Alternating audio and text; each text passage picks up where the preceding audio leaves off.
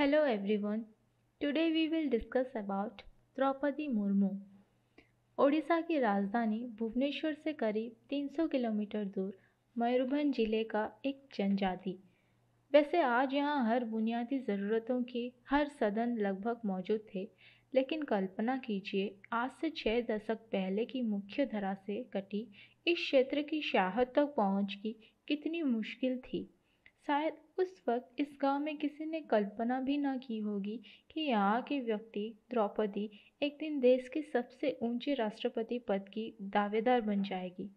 अपनी व्यक्तित्व, दूरदर्शी नेतृत्व और समाज सेवा के जरिए द्रौपदी मुर्मू ने ये साबित कर दिया कि कितनी ही कठिन परिस्थितियां क्यों ना हो, महिलाओं की नियति घर की चार दीवारी में एक मूक प्राणी की नहीं है।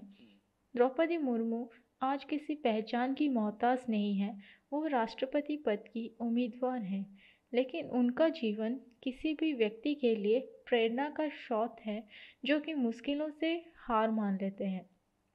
तो आइए जानते हैं द्रौपदी मुर्मू के बारे में। द्रौपदी मुर्मू एक इंडियन पॉलिटिशियन हैं और भारतीय जनता पार्टी का एक मेंबर। वो प्रेसिडेंशियल इलेक्शन में एनडीए प्रेसिडेंशियल कैंडिडेट को लीड करती हैं और इस प्रेसिडेंशियल इलेक्शन के विरोधी हैं यशवंत सिन्हा। द्रौपदी मुर्मू एक जनजातीय लीडर हैं जो कि ओडिशा के मयूरभंज जिले की रायरंगपुर से बिलोंग करती हैं।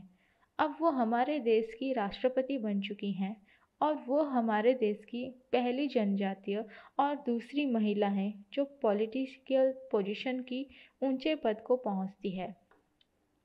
द्रौपदी मुर्मू का जन्म 28 जून 1958 को हुआ। उनका जन्म मयूरभंज जिले के ऊपरवेद गांव के सांथाली ट्राइब में हुआ था और उनके फादर और ग्रैंडफादर जो थे वो सरपंच थे उनके गांव के। उनका विवाह श्यामचरण मुर्मू से हुआ और उनके 2 बेटे थे और 2 बेटियां। पर अफसोस 4 ही साल में उनके बेटे और पति का देहांत हो गया। और आइए जानते हैं उनके टीचिंग करियर के बारे में। द्रौपदी मुर्मू पॉलिटिक्स में जाने से पहले एक स्कूल में पढ़ाती थी। वे रायरंगपुर के Shri Aurobindo school integral education and research institute में असिस्टेंट प्रोफेसर के पद में थी और उसके बार उनका इरिगेशन डिपार्टमेंट में नियुक्ति हुई। अब आइए जानते हैं उनके पॉलिटिकल करियर के बारे में। सन 1997 में द्रौपदी जी ने भारतीय जनता पार्टी में ज्वाइन किया और रायरंगपुर नगर पंचायत में वे चुनी गई और उनका 2000 में रायरंगपुर नगर पंचायत में चेयरपर्सन बनी और वो सेवित हुई national vice president BJP tribe Morcha की।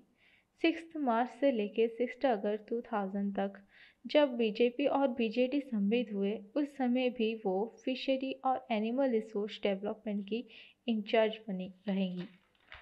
16 अगस्त 2022 से लेकर 16 मई 2004 तक 2000 से 2004 तक वे सेवित करेंगी हमारे ओडिशा के फॉर्मर मिनिस्टर और एमएलए को रायरंगपुर असेंबली कॉन्स्टिट्यूएंसी से। बीजेपी ने द्रौपदी मुर्मू को नेशनल डेमोक्रेटिक अलायंस कैंडिडेट के लिए नॉमिनेट किया president of India 2022 election in June 2022 के लिए।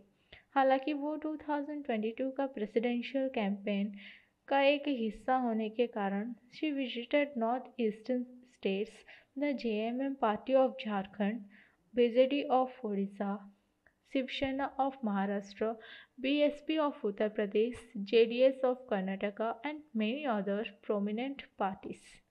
2007 में बेस्ट एमएलए होने के कारण ओडिशा लेजिस्लेटिव असेंबली के तरफ से उन्हें नीलकंठ अवार्ड से पुरस्कृत किया गया। रायरंगपुर में काउंसिलर से लेकर झारखंड के राज्यपाल तक द्रौपदी मुर्मू ने खुद को विवादों से दूर रखा।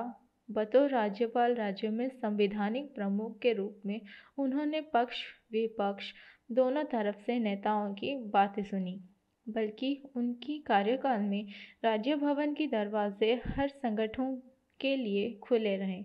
आदिवासी हित के मद्देनज़र द्रौपदी मुर्मू ने राज्यपाल रहते हुए बीजेपी की पुनः मुख्यमंत्री रघुवर दास और झारखंड मुक्ति मोर्चा की मौजूदा सीएम हेमंत सोरेन को भी कई बार नसीहतें दी।